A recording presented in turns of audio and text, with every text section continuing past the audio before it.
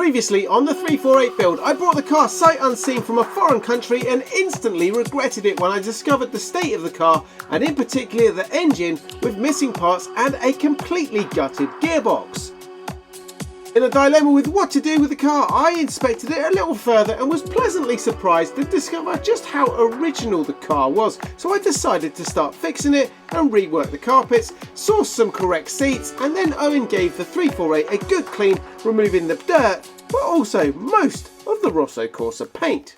Now in the last video I said that the 348 had come from Japan, and many of you took to the comments straight away and said I need to get myself one of these, a radiation detector, put my suit on and check the car for radiation, because you think it might have been a Fukushima disaster car. Somehow it made its way out of Japan over here to the UK, and I have bought it anyway. In the meantime, since you wrote those comments, I've obviously been filming with the car. We've been doing some other bits, so later on in the video we are going to test the car to see just how bad it is. In the meantime, we've got some business to crack on with. Okay, so we're going to do a little bit of work on the interior on here. So we're going to strip off these bits on the doors, we get this retrimmed, combine it with the original seats, and we've almost got a full interior once again. With the 348 rebuild, it's all about keeping a close eye on the numbers, and with a used door card alone costing £900, we just can't afford to splash out on all of these things. So we've got to find ways of saving money and keeping this build on budget.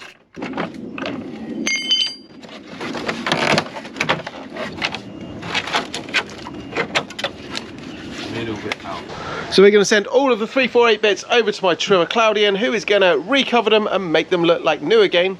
Check this out. Claudian has previously done all the work on my 308 recently, and he also did the silver Stradale, and he did a fantastic job. So the 348 is in safe hands.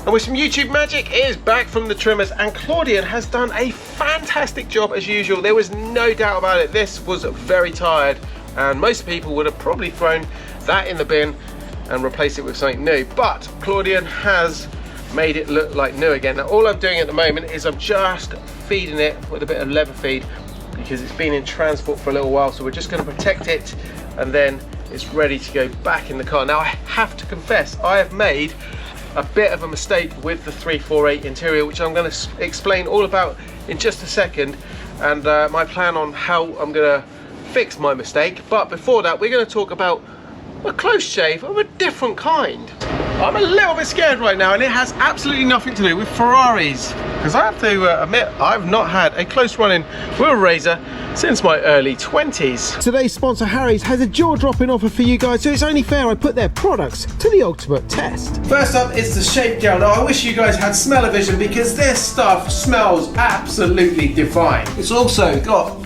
amazing lubrication. Next up, let's go for the shave, and first impressions are, well, it's got a lovely weighted handle, this one.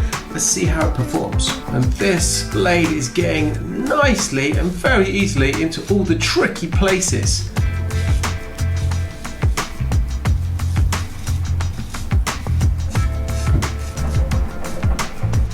And there you go guys, silky smooth, not a nick, not a cut in sight, which is pretty good considering I honestly have not had a shave for a very, very long time. Now I'm going to finish off with some of this, the shower gel, which again smells really good. That's very calming. and I am super impressed with the Harry's products. Really, really good indeed. But what's more impressive is the exclusive deal that Harry's have on this trial set for you, my viewers. Head to harrys.com/Ratarossa and get a free Harry's trial set, including the free 100ml of shower gel, especially for you, my fans. And all you have to do is cover the £3.95 delivery cost. And don't forget, by clicking on the link, heading over to Harry's and ordering the set, you're directly supporting the channel. Now, I've got to say a massive thanks to Harry's for sponsoring today's video. Now let's head on back to that razor sharp Ferrari build. This baby is off to paint, but before it goes there, we're going to speed up the process, help it along a little bit and keep the cost down by stripping off all of the little bits that need to come off the outside of the car, just to make their job a lot easier.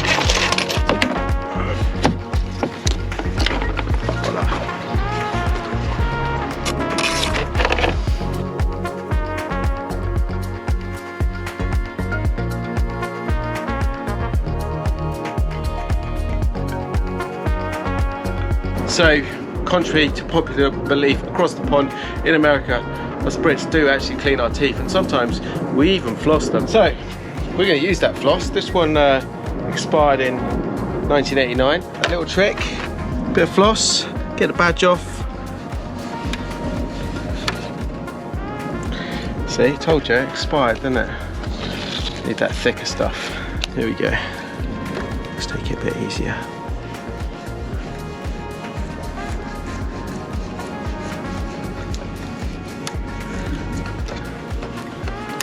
Yay! Well, that's actually metal. I didn't know that. I thought it was plastic. That's metal badge. There you go. There you go. You can use that on your brown British teeth. Cheers, mate.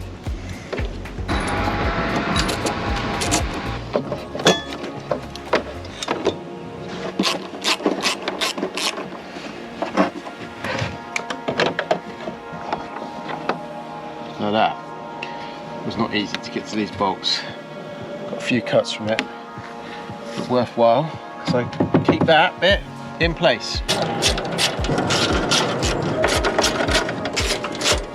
Now this grill under here, I've had several 355s and 348s. This is the cleanest grill I've ever seen. It has got no dents on it. Normally you get some of these that are broken apart, and yeah, this one's amazing. So we are going to protect it. We're going to put this here. We're going to do this. This is going to get sprayed. Now what you've got to be careful with these things is these little bits here.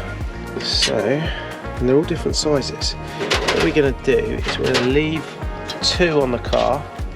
The rest of them I'm going to keep with me. We're going to send this to the paint shop, and this we're going to keep here. We're going to fix this and spray it black ourselves. Owen gave the grill a quick wash and clean up, and now it's time to transform it.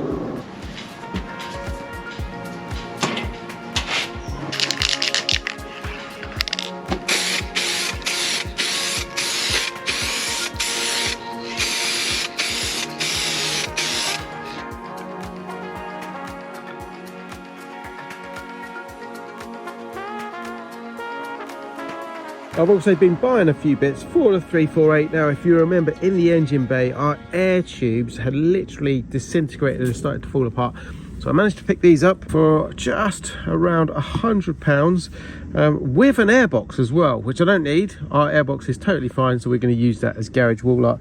But these things, they're in perfect condition. Now, this is something that suffers all the time on 348s. They literally fall apart. Every 348 I've had has had an issue with these. So these are in really good condition.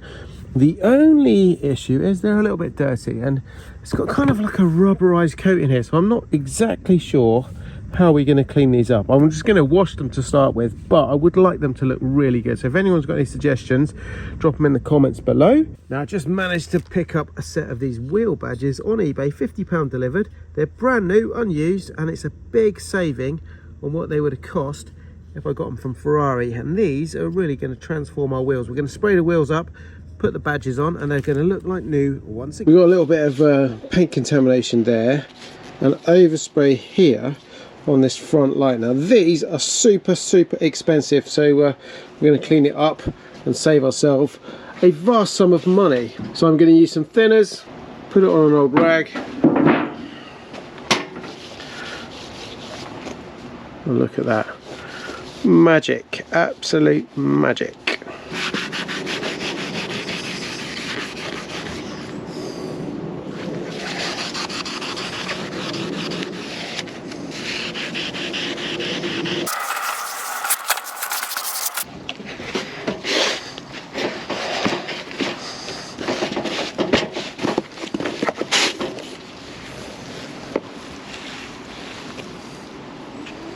Now I've also managed to bag myself the missing drive shafts. These are original 348s. Now this obviously depends on what we decide to do with regard to the engine and gearbox on the car. If we stick to original, these will go back in, and if we don't, well, they were so cheap it was just an opportunity I couldn't pass on, so we'll just resell them. Otherwise, if we do use them, we're gonna have to give them a good old clean up. Now thanks for all your suggestions on the 348 engine dilemma that I have. I was quite surprised to read a lot of you were keen to see an EV conversion on this 348. Current thinking for me though, I have been offered a couple of engines. One's got engine, transmission and all the ECUs for a decent number. It would keep the 348 as a very cheap 348. But I'm still undecided on that one, and I'm still on the lookout. Obviously the numbers, as they come down, it makes it much more worthwhile. So I'll keep you posted on that, and I also have an idea with that engine. If we do stick original, there's quite a lot of offset, so we'll go into that in a future video. In the meantime, I'm cleaning this grill up. We're going to save some money here so we can spend it on the engine. Next, we are not waiting around on this one. The car is being loaded up, it's off to the body shop, it's going to get stripped back, and we are going to fully repaint the car.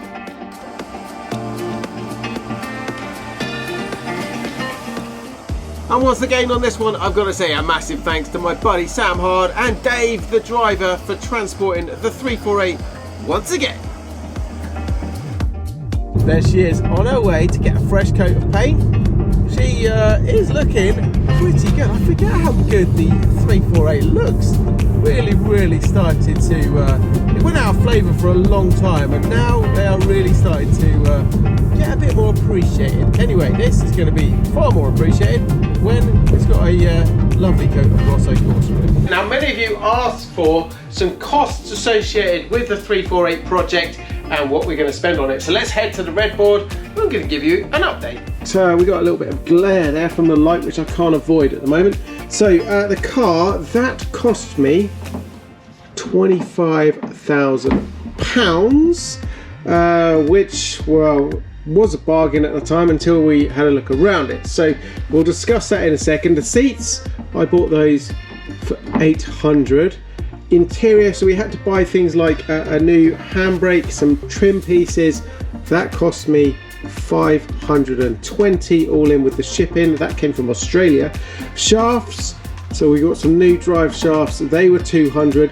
£400 for the trimming of all the door panels and various other bits, and then those air tubes, and I've got a spare airbox which we're going to use in the garage as well. That cost £100, so our total so far £27,020. Now that is going to go up because we're getting the car resprayed, and obviously we've got the engine to also sort out. So is that a bargain? Well, let's have a look at the market for 348s around the world. So remember, I bought the 348 in Japan, but it was originally an EU car that is left-hand drive and originated in Europe. So let's start by looking there. and prices seem to range from anywhere between 65,000 for a high mileage example to well over 100,000 euros for a pristine example. So there's quite a spread, but the interesting thing though is some of the high value 348s in Europe are early model examples. In the UK it's a similar story, anywhere between £60,000 to well over 100,000 for the competition cars. Over in the US though, $80,000 is a good start price to over 100,000, and interestingly this 119,000 TS is the same year, similar mileage as mine, being quite an interesting example that obviously stands out for me. So we're already at 27,000 and the cheapest 348s around are about 55 to 60,000 pounds. So we've got a long way to go on this one. Have I bitten off a little bit more than I can chew? Let me know in the comments below, and if you've got any ideas on how we can save some money on this rebuild, also drop it down there. Alright guys, so it's time to test the 348 with one of these, a Geiger counter for radiation.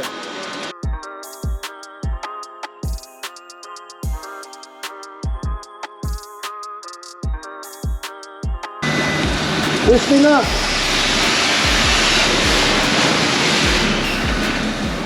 For our radiation test, I did some research online and there were various charts that were not entirely clear. So instead, I've applied some logic, combined that with some man maths, and what I've done is taken readings from around my Tesla, my challenge trolley from both the interior and the engine bay, and then just a simple non-car object like the garden telephone box. Now we all know that none of these items have ever had any kind of radiation exposure, so we're going to use those readings to get a benchmark output, which we will then compare to everything we get from in and around the 348 and see how these readings compare. Obviously, if there's any kind of extreme, then we've got a big problem. Alright, let's go inside and see just how bad it is, because that was where it looked like it was going to be the worst part of this 348.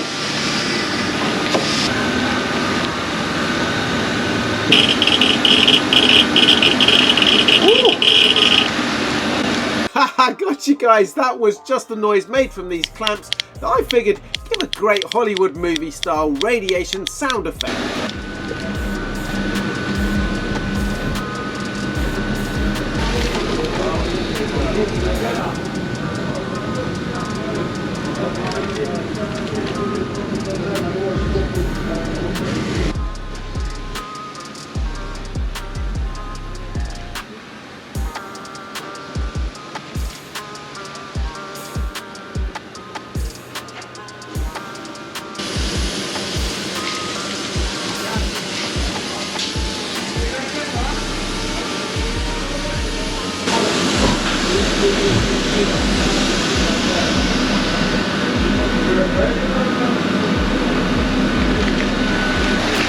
We're all good. Alright, so it looks like the readings we're getting on the 348 are pretty normal. We have no signs of any kind of radioactive contamination. We haven't bought a Ferrari from Fukushima here. So I've compared all of these to readings I'm getting in the Tesla and in the 360 and the BBI and a couple of other cars, and they're all very similar values. So I think we are safe on this one. We might have dodged a bullet. It could well have been a car from that area, but in this case I think the 348 has potentially had some kind of flood at some point, or it just broke down and was left outside and parts were taken off it. Who knows really the full story on this one, but it's safe to say we're okay to continue with the restoration. So let's do exactly that. Well, now that we know our 348 is safe to work on, we can carry on with our rebuild, and that means the guys are already hard at work stripping off all of that old, horrible, terrible paint, ready for a full, beautiful respray on the body. And while they're doing that, I'm going to be working on this, the BBI. Next video is going to be an update on this one, and well, in the meantime you can check out what I get up to on a daily basis on my socials, and let me know in the comments below if you think I should keep this very interesting looking Tash. It's up to you, it's up to Lexi, so I'm going to get you to vote down there. Anyway guys, I will see you very shortly in the next one. Stay safe and ciao for now.